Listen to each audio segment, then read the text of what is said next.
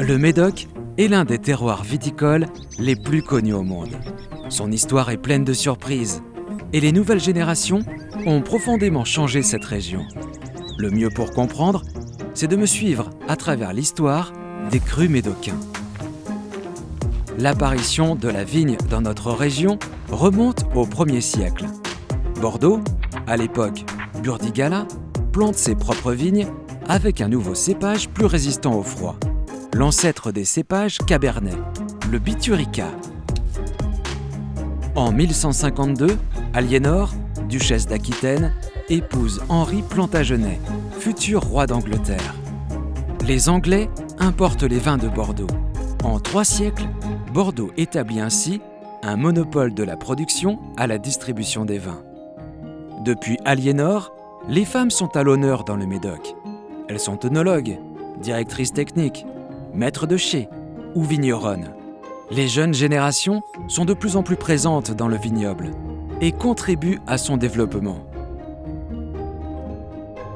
À partir de 1600, les techniques vitivinicoles se précisent. Les Hollandais assèchent les marais du Médoc, laissant apparaître les meilleurs terroirs. Ils développent des techniques de conservation pour le transport à base de soufre, douillage et de soutirage. Les premiers et seconds vins apparaissent et les négociants affinent le travail de vieillissement dans le quartier des Chartrons à Bordeaux. La maîtrise technique dans les propriétés a énormément évolué et les châteaux réussissent aujourd'hui à obtenir des raisins bien mûrs, à trouver un équilibre idéal entre tanins, acidité, alcool, permettant aux précieux nectars de se déguster dans leur jeunesse, mais également d'être oubliés en cave de longues années. Entre le 19e et le 20e siècle, les notions de château et grands crus classés apparaissent dans le Médoc. En témoigne le classement de 1855. Une politique d'investissement sur le long terme se met alors en place, améliorant le vignoble et inventant les techniques modernes de vinification. Aujourd'hui encore, le Médoc viticole a bien évolué et contrairement aux idées reçues, il n'est pas uniquement composé de grandes propriétés.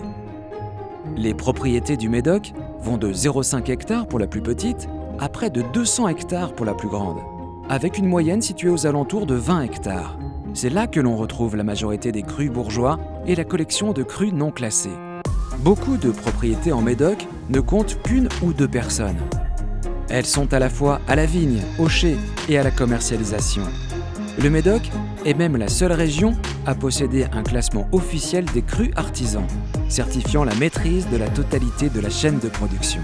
On trouve également de tout petits coopérateurs, regroupés dans les 6 caves de la région, et qui bénéficient à ce titre des dernières technologies de vinification, sélection, élevage et des meilleurs œnologues, comme les grands.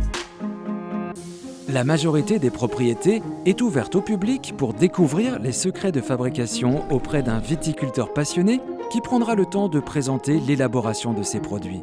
Il partagera avec vous sa vision de la biodiversité, la conduite de son vignoble et vous fera goûter ses vins. Il ne faut pas avoir peur de déranger.